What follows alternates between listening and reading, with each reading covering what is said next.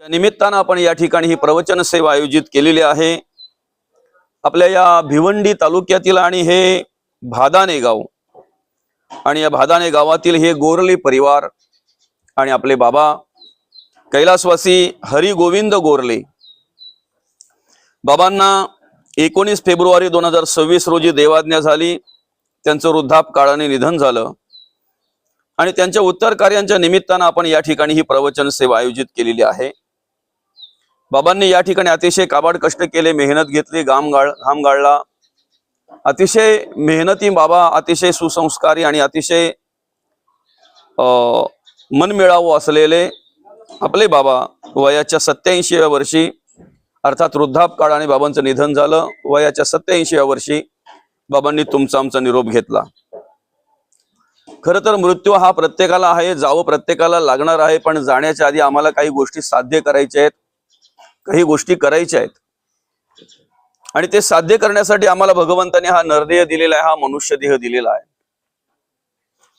ते जर साध्य झालं, ते कार्य जर आमच्याकडून झालं तर आमचं जाणं म्हणजे मृत्यू एक प्रकारे सोहळा झाला जातो, बरं का। मृत्यू एक प्रकारे सोहळा झाला जातो, पण ते कार्य जर आमच्याकडून झालं नाही, ते काम जर आपण केलं नाही, जे साध्य करायचं ते साध्य जर आमच्याकडून झालं नाही, तर कुठेतरी मृत्यूची भीती माणसाच्या अंतःकरणामध्ये निर्माण होत असते, भय निर्माण होत असते, मरणाचं भय निर्माण होत असते।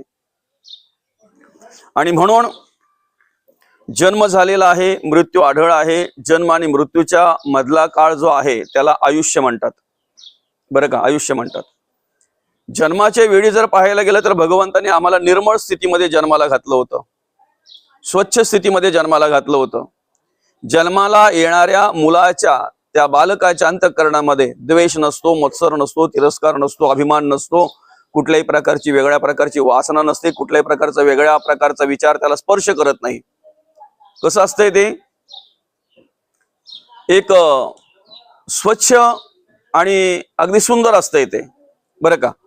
भगवंताने निर्माण करतानाच प्रत्येकाची निर्मिती अशा प्रकारे केलेली आहे की कुठल्याही प्रकारे भेद ठेवला नाही, कुठल्याही प्रकारे फरक ठेवला नाही। भले त्याच्या शरीरामध्ये फरक असेल, शरीराच्या रंगामध्ये फरक असेल, दिसण्यामध्ये फरक असेल, पण निर्माण करताना मात्र जो आंतरिक भाग आहे, बरं का, ते त्याचं मन आहे, जे अंतःकरण आहे, जे शरीर आहे, त्याच्यामध्ये जर पाहायला गेलं तर भगवंताने भेद ठेवलेला नाही, सर्वांना सारखं समान निर्माण केलेलं आहे। आणि म्हणून मग कधीतरी संत आपल्याला सांगतात की याची प्रचिती जर यावी असं वाटत असेल, हे अनुभवावं, हे पाहावं असं जर वाटत असेल, तर 5 दिवसापूर्वी जन्मलेली 15 बाळ अशी एकत्र करा, वेगवेगळ्या जातीची, वेगवेगळ्या पंथाची, वेगवेगळ्या कुळाची, आणि ओळखून दाखवा कुठला कोणत्या जातीचा आहे, कुठला कोणत्या कुळाचा आहे, कोणत्या समाजामध्ये जन्माला आलेला आहे। खरं तर ज्या वेळेला आमचा जन्म होतो त्यावेळेला ह्या सगळ्या गोष्टी आम्हाला स्पर्श करत नाहीत, नाहीच स्पर्श करत। जसं जसं आम्ही वाढत जातोय शरीराने, बरं का, जसं जसं आमचं आयुष्य वाढत जातंय तसं तशा ह्या गोष्टी सगळ्या आम्हाला स्पर्श करत असतात, बरं का। हे सगळे भेद आमच्या अंतःकरणामध्ये निर्माण होत असतात, सगळ्या प्रकारच्या वासना, सगळ्या प्रकारचे विचार आम्हाला स्पर्श करत असतात। आणि मग मधल्या काळामध्ये बरंच काही घडतंय, मधल्या काळामध्ये बरंच काही येऊन मिळतंय, मधल्या काळामध्ये बरंच आम्हाला प्राप्त होतंय। परिस्थिती काय आहे, जे प्राप्त होतंय त्याला आम्ही सगळे आमचं समजतोय। मधल्या काळामध्ये आम्हाला जे मिळतंय त्याला सगळे आम्ही काय करतोय, आमचं समजतोय, आमचं म्हणून ते स्वीकारतोय, आमचं म्हणून त्या ठिकाणी आम्ही त्याच्याकडे पाहतोय, स्वीकारतोय। त्यामुळे काय होतंय, प्राप्त झाल्याचं सुख आहे आणि दूर गेल्याचं, आमच्यापासून दूर झाल्याचं दुःख आहे। आम्हाला जे आमच्या आयुष्यामध्ये प्राप्त होतंय ते काय होतंय माहितीये का, जे काही आम्हाला मिळतंय ना त्याला आम्ही आमचं समजतोय, आणि एकदम मग त्याच्याविषयी आमच्या अंतःकरणामध्ये ममत्व निर्माण झालं की सतत सतत आम्हाला त्याचीच आठवण राहत असते, बरं का, सतत आम्हाला त्याचीच आठवण राहत असते। संसारिक माणसाचं जर पाहायला गेलं तर तो कुठेही जरी गेला तरी त्याचा संसार विसरत नाही, कुठेही गेला तरी तो त्याची मुलं बाळ विसरत नाही, संसार विसरत नाही, घर विसरत नाही, घरातल्या वस्तू विसरत नाही, बरं का, कुठेही जाऊ द्या तो। म्हणजे तो एखाद्या कार्यक्रमाला जरी गेला ना तरी पण तिथून निघता निघता बोलतोच तो, नाही नाही लवकर गेलं पाहिजे, घरी वाट पाहतील, बरं का, नाही नाही लवकर गेलं पाहिजे, मला असं असं करायचंय, तसं तसं करायचं आहे। म्हणजे कार्यक्रमाला जाऊ द्या, प्रवासात असू द्या, कुठेही असू द्या, त्याला ती आठवण राहते, स्मरण राहते. आणि मग आम्ही सतत सतत जर त्याची आठवण ठेवत असू, सतत सतत जर त्याचं स्मरण ठेवत असू, तर मग शेवटी काय होतंय माहिती आहे का? संत म्हणतात, भगवंत म्हणतात की ज्याच्यावर आम्ही प्रेम करतोय, ज्याला आम्ही जीव लावतोय, तेच आम्हाला शेवटच्या वेळेला आठवतंय. बरं का? तेच आम्हाला सतत सतत शेवटच्या वेळेला आठवत असतंय. आणि मग जे शेवटच्या वेळेला आम्हाला आठवतंय, मरणी जयाजे आठवे, काय म्हणतात माऊली? मरणी जया जे आठवे तो तेची गती ते पावे. मरणोत्तर आम्हाला तेच प्राप्त होत आहे, जे आम्ही शेवटच्या वेळेला आठवतोय ते. म्हणून मग आम्ही काय केलं पाहिजे, तर एक वेळ कधीतरी आम्हाला संसाराचं विस्मरण पडलं पाहिजे ना, थोडा तरी विसर पडला पाहिजे की नाही? कमीत कमी भगवंताचं नामस्मरण करताना तरी, कमीत कमी तीर्थक्षेत्री जाताना तरी, कमीत कमी मंदिरामध्ये बसल्यावर तरी, कमीत कमी देवपूजा करताना तरी संसाराचं विस्मरण झालं पाहिजे आम्हाला. आम्ही विसरलो पाहिजे, तेवढा पुरता का न होईना पण विसरलो पाहिजे.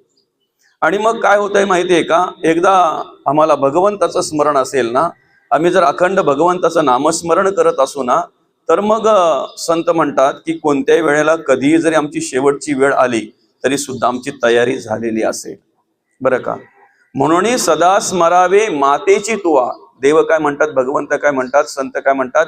आम्ही अखंड भगवंताचं नामस्मरण केलं पाहिजे.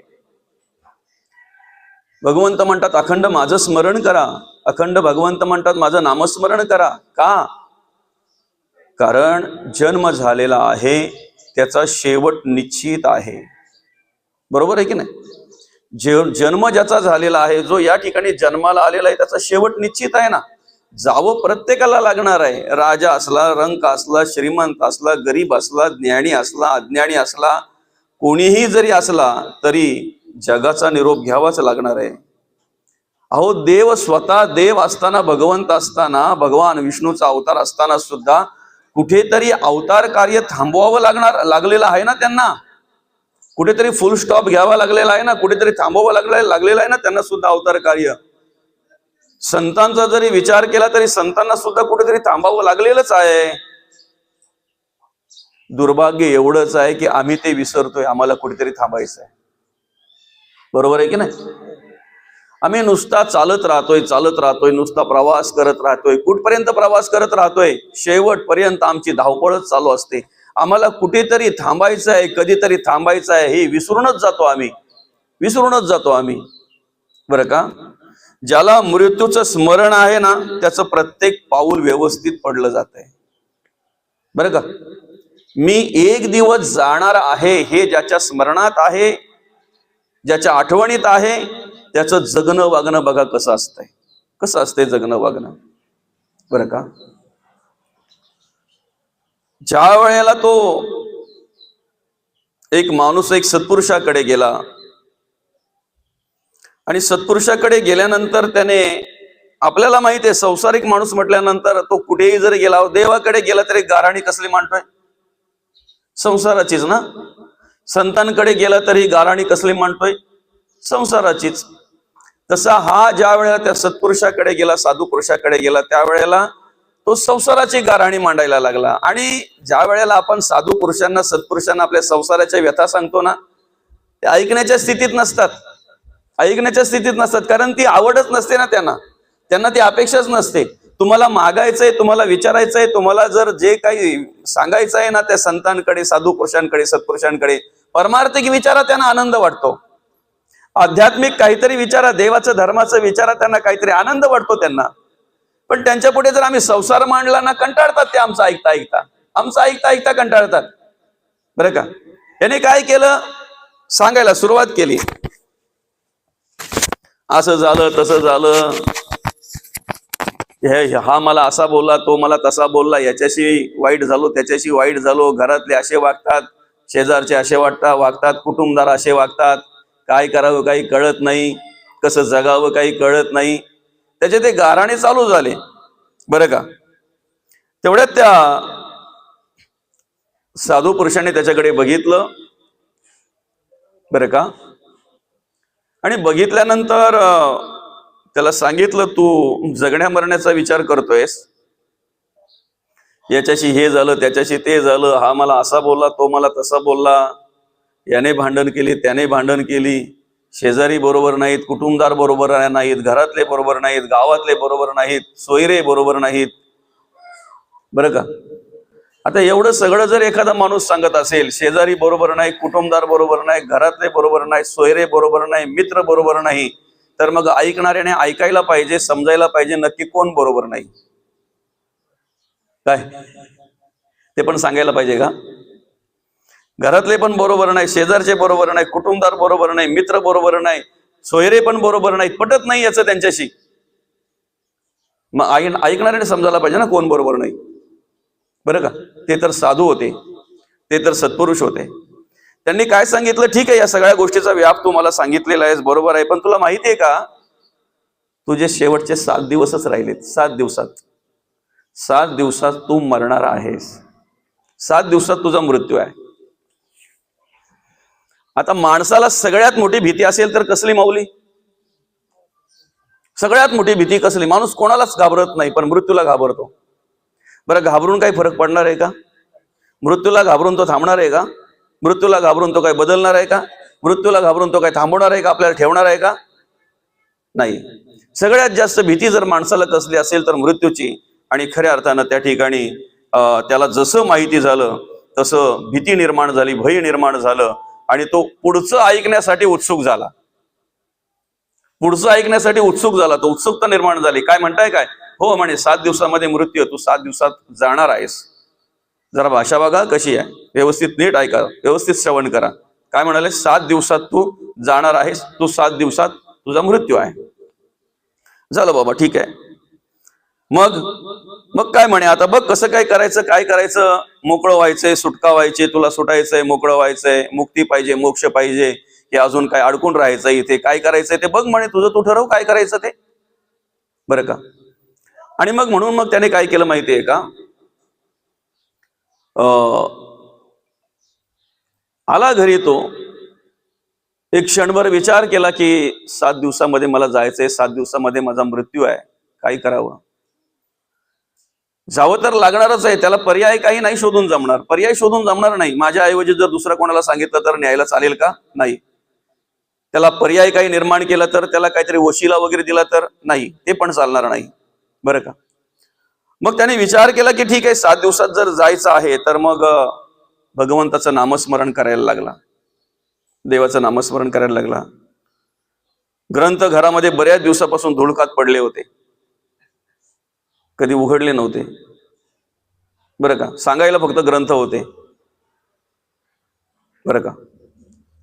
ते ग्रंथ काढले, त्याने वाचन केलं आणि त्याला थोडं थोडं ज्ञान प्राप्त होत गेलं, थोडं थोडं समजत गेलं.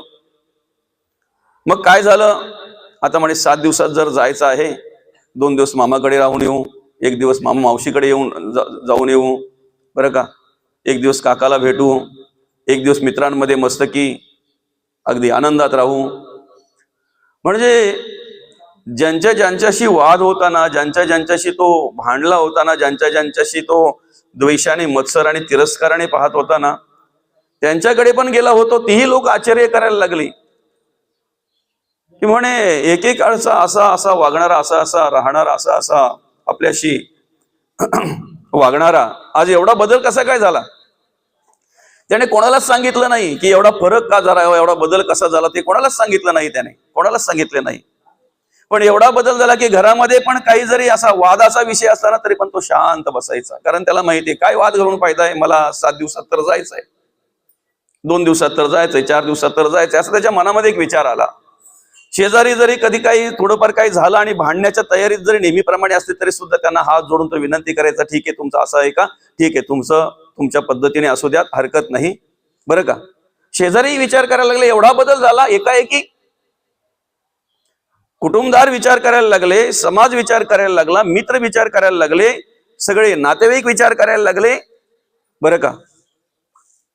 आणि जसं याच्यात बदल झाला ना तसा सगळ्यांमध्ये बदल झाला. आपला विषय काय होता? घरचे वाईट, दारचे वाईट, गावचे वाईट, शेजारी वाईट, कुटुंबदार वाईट, नातेवाईक वाईट, मित्र वाईट. मग वाईट कोण? आता बदल कोणामध्ये झाला? जो ज्याच्यामध्ये थोडा काही वाईटपणा होता किंवा वेगळेपणा होता, त्याच्यामध्ये बदल झाल्यामुळे मग कुटुंबदारही त्याचे झाले, समाजही त्याचा झाला, घरातले कधी पाया न पडणारे त्याच्या पाया पडायला लागले. का तर देवासारखा वागायला लागला, देवासारखा कर्म करायला लागला, देवासारखा राहायला लागला. बरं का? मित्र जे दुरावले होते ते जवळ आले, नातेवाईक जे दुरावले होते ते जवळ आले. आणि ऐका ना, जीवनाला त्रासला होता ना, कंटाळला होता ना, साधू पुरुषाकडे का गेला होता, तो सत्पुरुषाकडे का गेला होता? जगावं की मारावं कळत नाही. लोक अशी वागतायत. जो अशी समस्या घेऊन जो साधू पुरुषाकडे गेला होता ना, 5-6 दिवसामध्ये एवढा बदल झाला की त्याला आता जगावंसं वाटतंय. पण मनात भीती काय आहे? मनात भीती काय? 7 दिवसात मृत्यू आहे, जाणार आहे. जगण्याची आशा, जगण्याची अपेक्षा निर्माण झाली त्याच्या अंतःकरणामध्ये. का? वातावरण बदलून गेलं ना. सगळ्यांमध्ये बदल दिसला, सगळ्यांमध्ये परिवर्तन झालं, कारण त्याच्यात परिवर्तन झालं. आणि म्हणून जगावं की मरावं अशी अवस्था ज्याची निर्माण झाली होती ना, काय करावं, घर खायला धावतंय असं ज्याला वाटत होतं ना, आज त्याच घरामध्ये त्याला एवढं समाधान वाटतंय की घराचं मंदिरात रूपांतर झाल्याचं त्याला प्रत्यय आला, प्रचिती आली. आनंदी आनंद. सांगितल्याप्रमाणे ज्या दिवशी त्याचा मृत्यू आहे तो दिवस टळून गेला, माऊली, टळून गेला. 7 दिवसात मृत्यू म्हणून त्याला सांगितलं होता. 7 दिवस होऊन गेले. 8व्या दिवशी सकाळीच उठला आणि स्वतःवर स्वतःचा विश्वास नाही मी आहे म्हणून. 8वा दिवस निघाला ना. बरं का? मस्त की अंघोळ केली, देवाचं नामस्मरण केलं, ग्रंथ वाचन केलं, देवाला नमस्कार केला आणि त्या साधूकडे गेला. ते साधू आतुरतेने त्याची वाट पाहत होते, कारण साधूला माहिती होता हा परत आल्याशिवाय राहणार नाही. बरं का? आणि मग त्या ठिकाणी गेल्यानंतर साधूंना नमस्कार केला आणि पहिलं वाक्य त्याचं, तुमचं म्हणणं खोटं ठरलं. काय? तुमचं म्हणणं खोटं ठरलं. एकेकाळी जगावं की मरावी अशी अवस्थेमध्ये गेलेला, संसारिक प्रश्न घेऊन त्या ठिकाणी गेलेला, त्रासलेल्या अवस्थेमध्ये गेलेला, आता तोच साधूला काय म्हणतो बघा. माणूस आहे ना, शेवटी माणूस आहे ना, नाही का? साधू म्हणतात, काय म्हणता? ठीक आहे, चला हरकत नाही, तुम्ही म्हणताय ना, तो जरा बाजूला ठेवू विषय. आपण माझं म्हणणं खोटं ठरलं असं तुमचं म्हणणं आहे, ठीक आहे, तो विषय बाजूला ठेवू. आता सध्या काय वाटतंय तुम्हाला, जगावं का मारावं? नाही म्हणे, आता असं वाटतंय की जेवढं आयुष्य मिळेल तेवढं जगून घ्यावं, जेवढं आयुष्य मिळेल तेवढं जगून घ्यावं.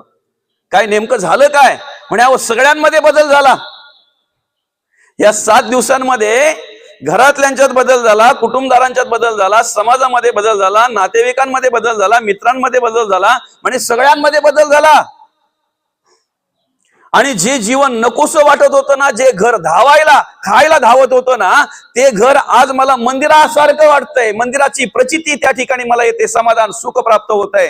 कारण मंदिरात जे कार्य होतंय ते कार्य माझ्या घरात घडतंय. भगवंताचं नामस्मरण, ग्रंथपूजन, ग्रंथ वाचन माझ्या घरामध्ये घडतंय, ते मला पाहायला मिळतंय. मग म्हणे आता काय, आता जगावंसं वाटतंय म्हणे, आता सगळे मला हवेसे वाटतायत, त्यांनाही मी हवा असा वाटतोय.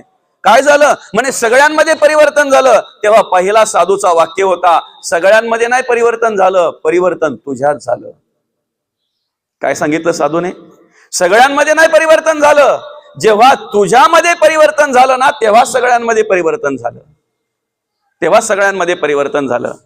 राहिला विषय माझं खोटं झाल्याचं. मी काय बोललेलं तुला? म्हणून सुरुवातीला तुम्हालाही मी म्हटलेलो, व्यवस्थित श्रवण करा. शब्द बघा काय, 7 दिवसात तुझा मृत्यू आहे. रविवार, सोमवार, मंगळवार, बुधवार, गुरुवार, शुक्रवार, शनिवार, किती दिवस झाले? 7 दिवस. आपल्यासाठी वेगळा दिवस तयार होणार आहे का?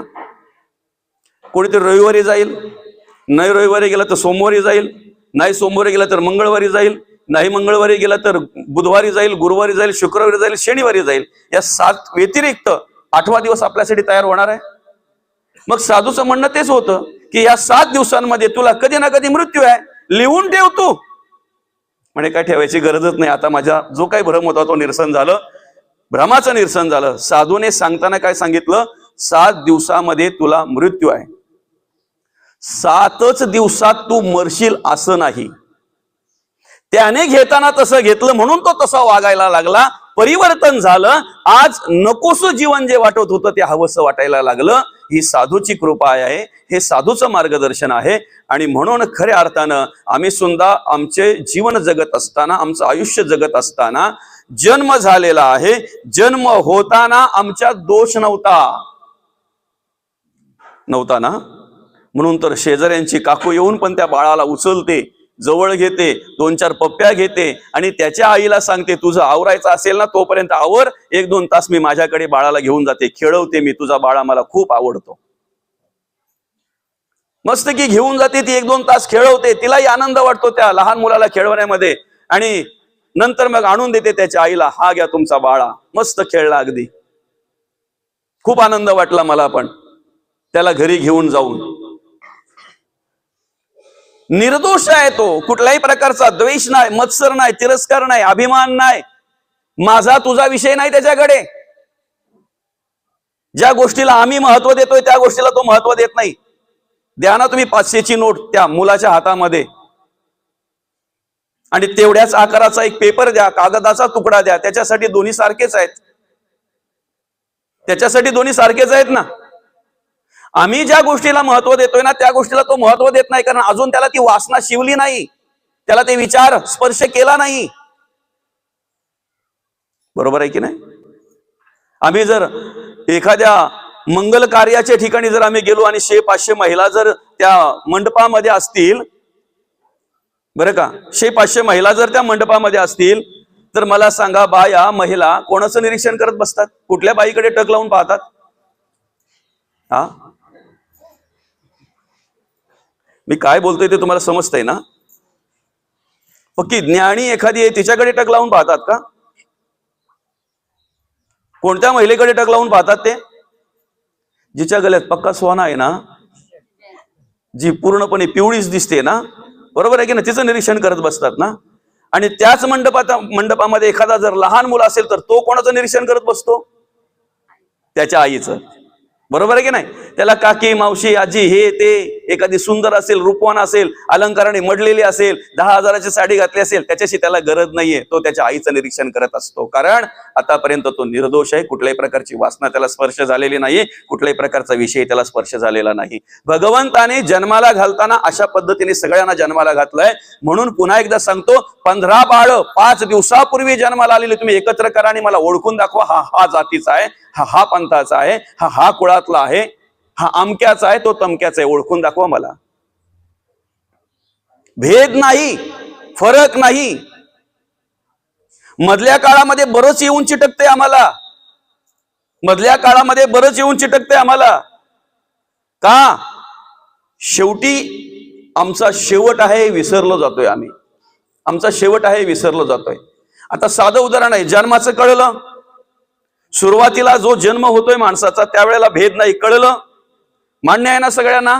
पुढे जाऊ आपण, चला आता शेवटची वेळ आठवू, मधला काळ थोडासा नंतर बघू आपण, आता शेवटची वेळ पाहू. दादा बाबा, 10 माणसं जर एखाद्या ठिकाणी मृत पावले असतील, मयत झाले असतील, अशा 10 माणसांची राख जर तुम्ही वेगवेगळ्या आणून जर ठेवलीत ना, तर मला सांगा कुठल्या जातीच्या माणसाची कुठली राख आहे? ओळखू शकता? कुठल्या पंथाच्या, कुठल्या विचाराच्या माणसाची कुठली राख आहे? ओळखू शकतो का? नाही ओळखू शकत. शेवटी ही भेद नाही, शेवटी ही फरक नाही, सुरुवातीलाही फरक नाही, सुरुवातीला भेद नाही. मग मध्ये जे येतात ना, आम्हाला स्पर्श करतात ना विचार, त्यांच्यामुळे आमच्याकडे द्वेष, मत्सर, तिरस्कार, नवे तर अभिमान, अहंकार, नको त्या प्रकारच्या वासना, नको त्या प्रकारचे विषय आम्हाला चिटकत असतात, आम्हाला स्पर्श करत असतात.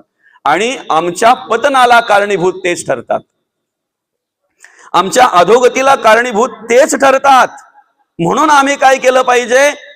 भगवंत म्हणतात, संत म्हणतात, या ठिकाणी 8व्या अध्यायातील 6व्या श्लोकामध्ये भगवान आम्हाला मार्गदर्शन करून देतात यम यम वापी स्मरण भावम त्यजत्यन्ते कलेवरम तम तमे वेंती कोणते सदा तद्भाव भावितः. तुम्ही ज्याच्यावर प्रेम करताय, ज्याच्याविषयी ममत्व निर्माण होत आहे अंतःकरणामध्ये, माझं म्हणून आसक्ती निर्माण होते ना ज्याच्याविषयी, तेच आम्हाला शेवटच्या वेळेला आठवत आहे. तेच आम्हाला शेवटच्या वेळेला आठवत आहे. आणि जे आम्हाला शेवटच्या वेळेला आठवतंय, मरणी जया जे आठवे तो तेची गती ते पावे. जे आम्हाला शेवटच्या वेळेला आठवतंय, मरणोत्तर जर आम्ही त्यालाच प्राप्त होत असू, त्यालाच जर आम्ही प्राप्त होत असू, तर मग भगवंत म्हणतात म्हणून सदा स्मरावे मातेची तुआ. म्हणून आम्ही अखंड भगवंताचं नामस्मरण केलं पाहिजे, देवाचं नामस्मरण केलं पाहिजे. आता बघा, आम्ही प्रवचनाला बसलोय, प्रवचन श्रवण करतोय, बरोबर आहे की नाही? प्रवचनाला बसलोय, प्रवचन श्रवण करतोय, तर मग श्रवण करत असताना आमची मनस्थिती कशी पाहिजे? आम्ही प्रवचनाशी एकरूप झालो पाहिजे. आम्ही प्रवचनाशी एकरूप झालो पाहिजे. पहिला आम्हाला स्पर्श करतो, विचारतो म्हणजेच महाराज कोण आहे? तो भारी आहे का हलका आहे? आता महाराज भारी का हलका हे कशावर ठरलं जाते बाबा हल्ली कलियुगामध्ये? त्याच्या ज्ञानावर का पाकिटावर? महाराज भारी का हलका हे कशावर ठरलं जात आहे? पाकिटावर, बरोबर आहे की नाही? या प्रवचनाच्या निमित्तानं मला 2-4 दिवसापूर्वी फोन केला आमच्या जनार्दननी. काय सांगितलं?